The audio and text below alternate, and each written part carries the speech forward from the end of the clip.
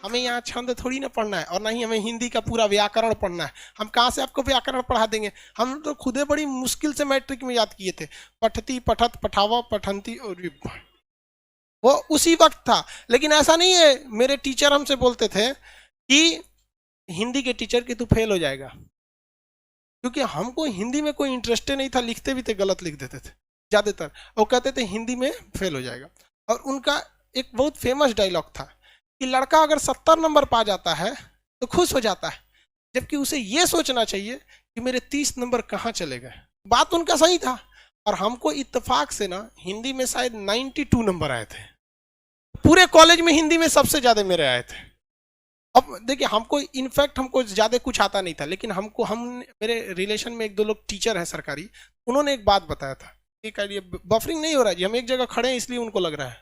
तो मेरे रिलेशन में एक दो सरकारी टीचर हैं, उन लोग का क्या कहना है कि जब हम लोग कॉपी चेक करते हैं ना, तो हमारे ऊपर से प्रेशर रहता है कि ज्यादा से ज्यादा लड़कों को पास किया जाए, क्योंकि करियर का सवाल है। तो शुरुआत में जब हम लोग कॉपी जांच करते हैं ना, तो उस वक्त जितना आंसर लिखा रहता है उसमें हम नंबर नहीं काटते हैं, जब तक कि उसको 30-35 नंबर नहीं मिल जाता है। और 30-35 नंबर मिलने के बाद तब आदमी कहता है कि दही ससुर आप तो पास हो ही गया है। तो हमने क्या किया होशियारी, कि जो नंबर कटने वाले चीज थे पहले लिख दिए, जिसमें जिसमें नंबर कट सकता था। निबंध में नंबर कटता है, 10 नंबर का रहता है, सोचा कुछ गांधी जी के जीवनी ले आएगा ना। और अगर बिहार और हिंदी यूपी बोर्ड का लड़का अगर लिखा है गांधी जी की जीवनी लिखो, खुद गांधी जी आके अपनी जीवनी लिखेंगे तो 10 में 10 नहीं देगा। ये मेंटेलिटी है उनकी। सीबीएसई वाला दे देता है। सीबीएसई वाला क्या कर देते थे? तो हम क्या किए ना, ये सब नंबर वाला पहले लिख दिया, तो काफी अच्छा नंबर आ गया। जो श्लोक थे, दोहा था, मुहावरा था, इस सब में नंबर ही नहीं कटता है, तो खड़े खड़े मिलता है। तो 92 नंबर आया। हम सबसे पहले वही सर को खोज रहे थे, हिंदी वाला सर को। फेल हो जाएगा तुम यहाँ पे। हम ले जाके उनको रिजल्ट दिए, और उनको तो पहले से पता था कि हिंदी में सबसे ज्यादा इसी का आया है।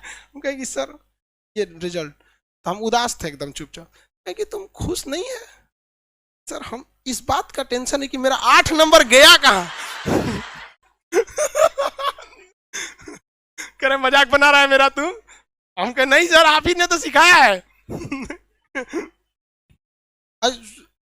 आप सब लोग को एक सूचना नहीं, मतलब एक सावधानी आप लोग के लिए। कल रात में हमारे साथ एक हुआ।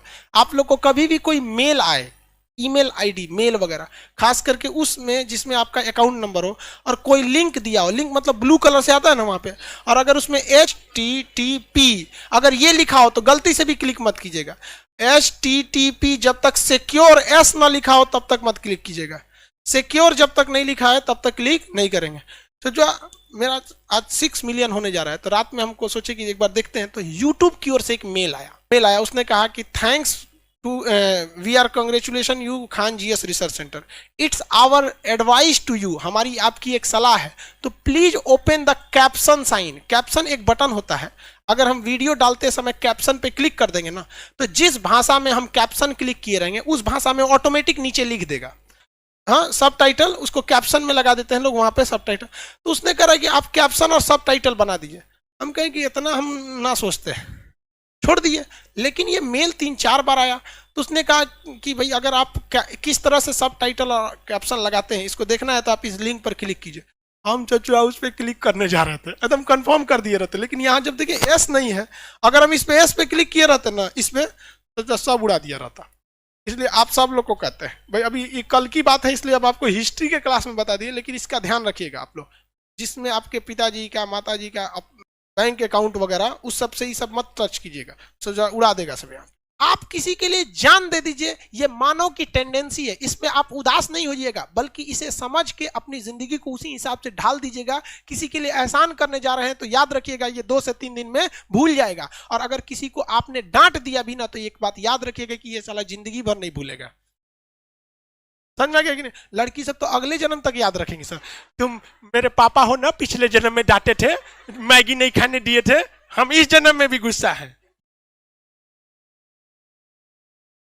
तो ये दुनिया का उसूल है, इसलिए आप अपनी जिंदगी को इस हिसाब से ढालिएगा कि किसी से उम्मीद नहीं रखिएगा, क्योंकि दुनिया केवल मतलब से चलती है। समझ में क्या? दुनिया गोल है, कोई कहता है चपटा है, भैया दुनिया मतलबी है। यहाँ यार इंसान की मेंटेलिटी ये होती है कि बारिश के बाद छाता बोझ लगने लगता है। 5 मिनट पहले तुमको भीगने से वही बचाया था। क्योंकि ये दस्तूर है दुनिया का कि आपकी निगेटिव चीजों को हमेशा ध्यान दिया जाएगा। नाथूराम गोडसे का दूसरा किसी को कुछ भी नहीं पता रहेगा, लेकिन एक चीज जरूर पता रहेगी, महात्मा गांधी को मारा था। तो ये दस्तूर है, आपको इस हिसाब से अपनी जिंदगी को ढालना पड़ेगा। नहीं ढालेंगे ना तो आपसे विशाल विशाल जीव थे, डायनासोर मर के चल गए इस पृथ्वी से।